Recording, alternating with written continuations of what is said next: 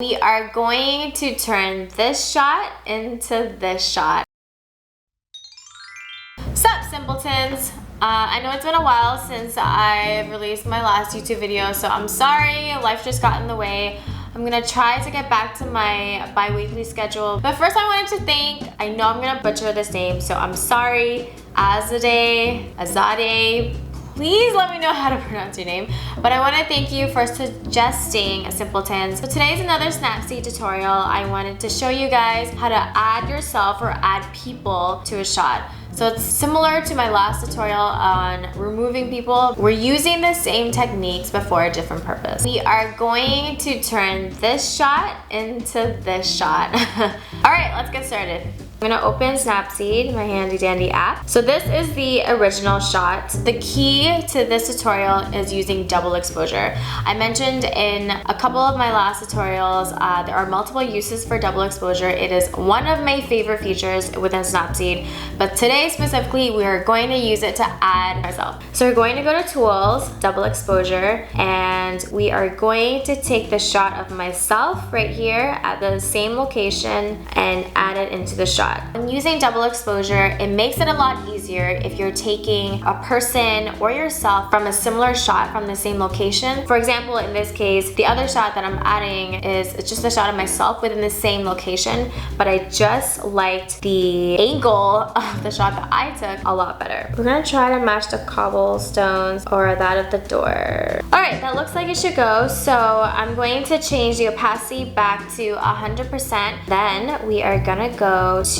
undo, view edits, click the left arrow on double exposure and click the middle icon. Now click the left yin yang symbol so that shows the shot that we just added on top of the original shot, and we're going to change the exposure to 0.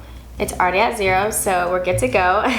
And you're gonna start erasing around the overlay to show the original underlying photo. But I'm going to try to make sure that I don't erase myself, because that is the sole purpose of this tutorial.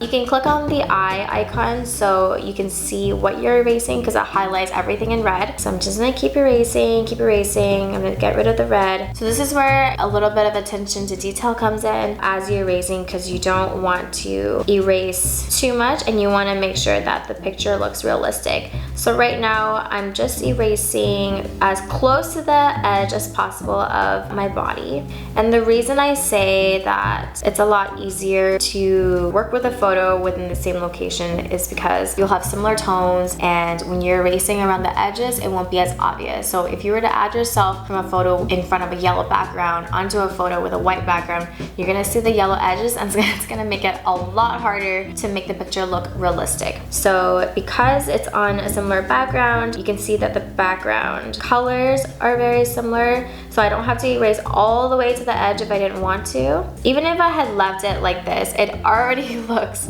like I was in the shot to begin with. But as y'all know, I am a perfectionist, so I'm going to keep erasing until I am satisfied with the photo. As you can see, I accidentally erased a part of my head, so I'm just gonna change double exposure to 100 and add that right back. Let's go back down to 0, erase, erase, erase.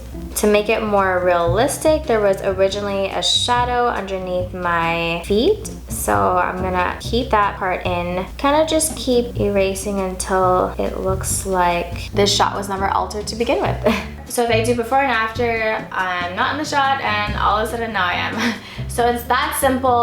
And this is the final shot. I'm gonna show you another example of what I did recently using the same techniques. So this was the before, and because my friend and I felt lonely and we weren't in the shot, this is the after photo. All right, so that was it. Hope you guys loved it. Please give this video a thumbs up if you loved it and want more Snapseed tutorials. If you haven't subscribed, please go ahead and subscribe, and let me know in the comments what other types of things you want to learn in Snapseed. And I've been thinking of having another segment on my YouTube channel talking about everything related to poop and boobs and dicks and anything that, you know, people generally are uncomfortable talking about. So if you are or would be interested in watching, please let me know. And yeah, that's pretty much it. I will see you guys hopefully in 2 weeks.